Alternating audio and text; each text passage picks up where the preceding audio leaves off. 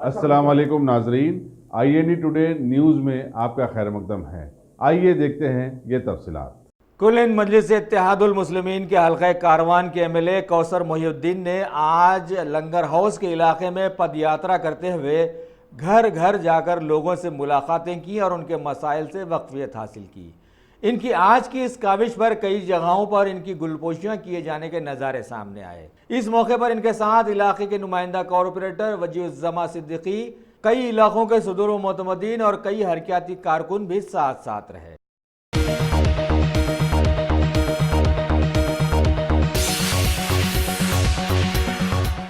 अगर आपने हमारे चैनल को सब्सक्राइब नहीं किया है तो आपको यहाँ सब्सक्राइब बटन दिख रहा है, उसे क्लिक करिए और सब्सक्राइब कीजिए और साथ ही साथ बेल आइकॉन को भी क्लिक करिएगा जिससे कि आपको ताज़ा अपडेट मिलते रहें।